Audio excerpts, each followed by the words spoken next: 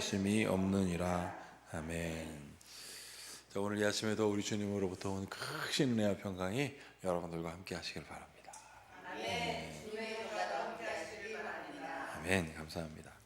오늘은 열정으로 사랑할 수 없습니다 라는 제목으로 함께 같이 말씀을 나누도록 하겠습니다. 여러분, 오늘 이 말씀은 남편과 아내들에게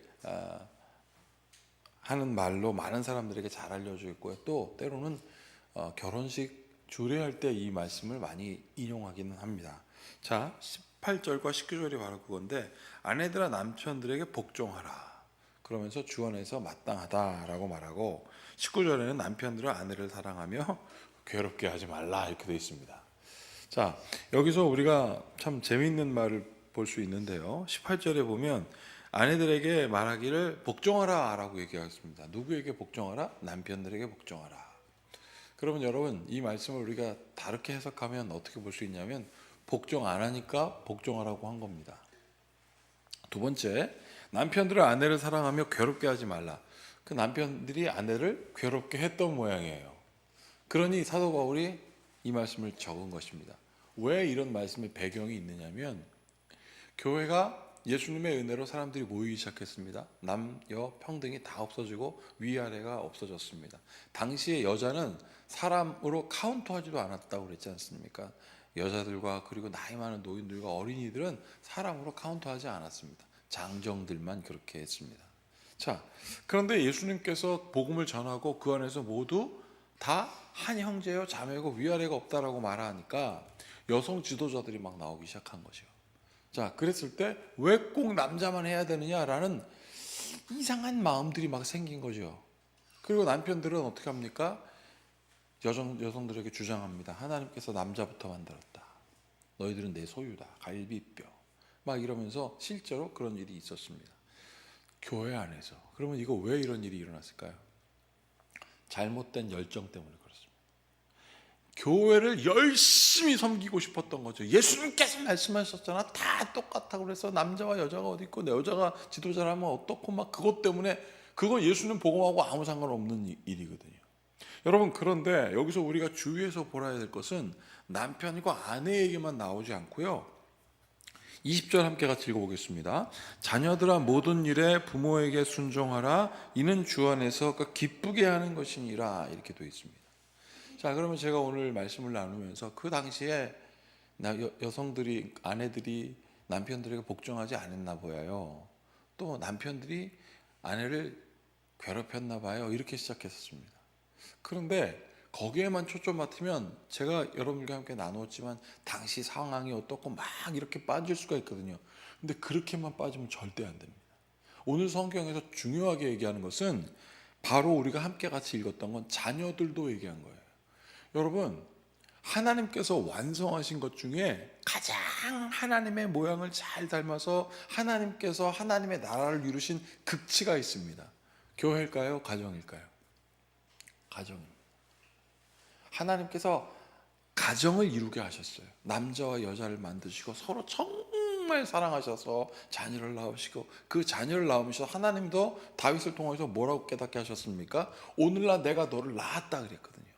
그래서 오늘 이 말씀은 무엇을 의미하냐면, 하나님의 나라는 어디에 이루어지느냐? 우리의 가정에 이루어진다. 그것을 너희 가정에서 맛보아 아는 사람들을 하나님께서 부르신 거예요. 그게 교회입니다. 자, 그래서 교회에서 어떤 역사가 일어나냐면, 아무렇게나 살았던 사람들이 하나님의 부르심을 읽고 교회를 와서 예수 그리스도 안에 있다 보니 내가 잘못 사랑했구나 를 깨닫게 되는 거예요. 나는 여러분들의 가정이 하나님의 조화의 극치를 경험하는 여러분들의 가정 되길 축복합니다.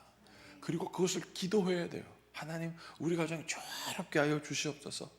나의 열정으로, 뭐 이런 거거든요. 우리 좋은 가문 만들겠다고 말이죠. 아이들에게 희생을 강요하고 좋은 가문을 만들겠다고 하며 우리 가문의 전통을 지키자고 말하면, 희생이 사랑이라는 마음, 사랑이라는 말로, 그 사랑이 가문이라는 말에 확 휩싸여서 뭐가 됩니까? 열정이 되고, 열정이 나중에는 우상이 됩니다. 골로새서에서 사도 바울이 강조하고 있는 건 뭐냐면 너희들은 위의 것을 바라보고 땅의 것을 바라보지 말아라 라고 강조하고 있거든요. 땅의 것에 잘못된 열정이 막 투사가 되면 무엇이 된다? 우상이 된다 그랬습니다. 여러분, 막연하긴 하지만 우리 오늘 이렇게 함께 기도했으면 좋겠습니다. 주님, 내 눈을 들어 내 마음이 위의 것을 바라보게 하여 주시옵소서. 오늘 이 말씀의 맨 끝에 뭐라고 되어 있냐면 이렇게 되어 있습니다. 25절 같이 한번 읽어보겠습니다. 불의를 행하는 자는 불의로 보응을 받으리니 주는 사람을 외모로 취하심이 아니니라. 자, 이 말씀을 자세히 보면 이렇습니다. 불의를 행하는 자는 뭘까요? 불의. 하나님으로부터 멀어지는 거예요. 근데 그것을 열정을 다하여 하는 거예요. 열정을 다하여 불의. 하나님, 나는 하나님 사랑합니다 라고 말해놓고 뒷걸음질 치면서 하나님. 여러분, 이 불의를 열정적으로 행하니까 여기 뭐라고 되어 있습니까? 그 사람들은 어디에 관심이 있다? 외모에 관심이 있다고 그랬습니다. 어떤 패셔니스타가 이렇게 얘기를 합니다. 사람이 진짜 옷 잘 입은 사람은 뭘까요? 여러분들도 함께 보십시오. 진짜 옷 잘 입은 사람은 옷을 입었을 때 자연스러워 보인대요. 여러분, 제가 그러면서 노홍철 씨한테 그 사람이 뭐라고 얘기를 하니, 노홍철 씨 여러분들 아시죠? 막 소리 지르는, 옷도 이상하게 입는 그 사람 보고 자연스럽대요. 제가 아무리 봐도 이해가 안 가는 거죠. 이상한데 노랗게 물들이고 남자가 치마 입고 다니고 이상한데. 여러분, 그런데 제가 딱 그 사람 말을 확 받아들인 게 있습니다. 패션의 완성은 보이는 게 아니랍니다. 패션의 완성은 그 사람을 딱 봤을 때 자연스러워야 된다는 거예요. 그러면 자연스러우면 어디서 시작하느냐? 그 내면이랍니다. 노홍철 씨가 그렇게 입고 다닌다고 누군가는 이상해 볼 수 있지만 대부분의 사람들은 괜찮다는 거예요. 왜냐하면 그 사람의 중심이 자기는 코미디언이에요. 여러분들의 중심에 그리스도가 있으면 여러분들이 막연한 것 같지만 사람들이 너 막연하게 왜 하나님을 바라봐? 라고 하지만 나는 그 하나님을 보는 게 자연스러우면 여러분들의 삶도 자연스러워집니다. 그게 절대 억지로 되는 게 아니거든요. 오늘 그래서 아내들아, 남편들에게 복종하라, 이거 부자연스러운 것 같은데 그 남편 사랑하기를 어떻게 뭐라고 되어 있습니까? 19절, 남편들아 아내를 사랑하며 괴롭게 하지 말라.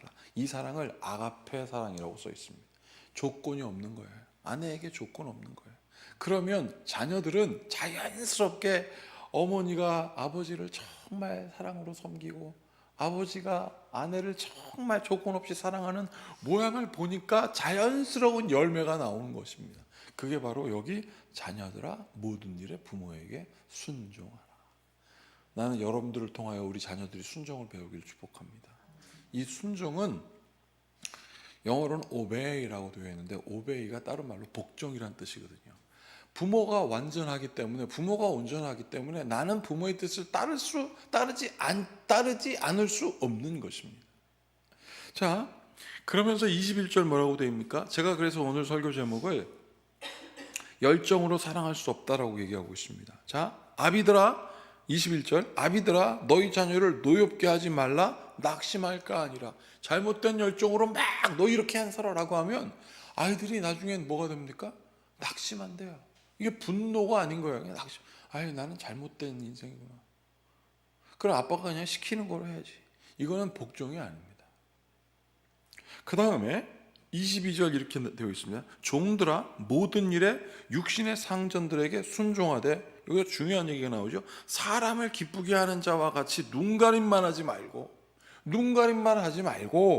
오직 주를 위하여 성실한 마음으로 하라. 그 마음의 중심이 분명한 거야. 주인 사랑하기를. 그러면 여러분 18절부터 20절까지 있는 말은 뭘까요? 남편은 아내를, 그 부모를 자녀가 그 모습을 보니 그의 가문뿐만 아니라 그의 종들도 잘 되고 나아가선 사회가 온전해집니다. 하나님의 창조의 가장 큰 특징은 조화입니다. 조화를 다섯 글자로 만들면 자연스러움이라는. 나 예수 믿는 사람이야 라고 열정적으로 말씀 안 하셔도 돼요. 여러분들을 통하여 자연스럽게 하나님이 드러나게 될 것입니다. 왜냐하면 마귀하는 것 같지만 부인할 수 없는 그리스도의 사랑이, 위로부터 온 하나님의 사랑이 나에게 있으므로 위를 바라보고 주님께 나아가는 것. 여러분, 그러면 23절 24절에 있는 말씀이 확 오죠. 무슨 일을 하든지 마음을 다하여 죽게 하듯 하고 위의 것을 바라보는 거 아니겠습니까? 사람에게 하듯 하지 말라, 아래 것을 바라보지 말라 이거예요. 그러면 잘못된 열정으로 한다는 거죠. 24절 같이 읽어보겠습니다. 이는 기업의 상을 주께 받을 줄로 아나니 너희는 주 그리스도를 섬기느니라. 하나님의 은혜는 위로부터 내려온다는 거예요. 아까 제가 복종 말씀드렸지만 복종의 어는 위로부터 아래로라는 뜻이 있거든요. 질서인가 위에서 아래로 오는 하나님의 은혜를 내가 바라본다. 여러분, 우리가 기도할 때 혹은 찬양할 때 손을 피는 게 있습니다. 여러분, 찬양할 때 이렇게 찬양한 사람 없어요? 이렇게 찬양합니다. 하나님의 은혜가 오면 내가 믿는 거예요. 태국에 가잖아요. 애들 머리 못 쓰다듬게 합니다. 왜 그런지 아세요? 이 정수리에 위로부터 오는 복이 있대요. 그래서 못 쓰다듬게 하더라고요. 세상 사람들, 모든 사람들이 어떻게 이해하냐면 복은 하늘로부터 내려온다고 압니다. 그러면 그 하나님을 바라보십시오. 자연스럽게. 그러면 하나님의 조화가 여러분들의 삶 속에 이루어질 것입니다. 우리의 염려가 잘못된 열정과 붙들면 하나님 왜 그랬어요? 라고 열정적으로 불의를 해야 행합니다. 그러나 하나님의 은혜가 무엇인지 그 하나님을 바라보자고 하는 여러분들에게 우리 하나님은 말씀하셨습니다. 외모로 취하지 않는다. 내 중심을 바라본다. 이 놀라운 은혜가 이 아침 여러분들에게 있기를 축복합니다. 오늘 김장을 하지 않습니까? 제가 기대가 되더라고요. 얼마나 맛있을까? 이거 자연스러운 거거든요. 맛있는 걸 기대하는 마음은 자연스러운 거예요. 사랑하는 여러분, 하나님은 여러분들에게 사랑을 주시기로 작정하셨습니다. 목숨도 버리셨습니다. 그리고 죽음으로 끝난 것이 아니라 부활도 하셨습니다. 그리고 여러분들에게 말씀하셨습니다. 그 사랑을 맛보아 알지어다. 그러면 여러분들의 삶에 부활은 자연스러운 거예요. 고난이 왔고 절망이 와도 그거 다 지나가고 주님께서 다시 회복하게 하십니다. 그 놀라운 은혜가 우리의 열정으로 잘못된 사랑을 하는 것이 아니라 하나님의 놀라운 조화로 여러분들에게 온전하게 이루어질지어다. 함께 같이 기도하겠습니다. 하나님, 서로 잘한다고 싸우고 서로 더 좋다고 말하면서 좋은 것을 무시하는 어리석은 우리 인간의 열정적인 싸움을 바라보게 됩니다. 주님, 그렇게 정치하고 그렇게 분열하며 쪼개진 우리의 인생, 하나님 아버지여, 땅의 것을 바라보지 말게 하시고 위의 것을 바라보게 하여 주셔서 우리의 삶에 하나님의 그 자연스러운 조화, 하나님의 나라를 맛보아 아는 우리 성도들 되게 하여 주시옵소서. 예수님의 이름으로 축복하고 기도하옵나이다. 아멘. 이제 우리 모두 주님께서 가르치신 기도를 드리겠습니다. 하늘에 계신 우리 아버지, 아버지의 이름을 거룩하게 하시며 아버지의 나라가 오게 하시며 아버지의 뜻이 하늘에서와 같이 땅에서도 이루어지게 하소서. 오늘 우리에게 일용할 양식을 주시고 우리가 우리에게 잘못한 사람을 용서하여 준 것 같이 우리 죄를 용서하여 주시고 우리를 시험에 빠지지 않게 하시고 악에서 구하소서.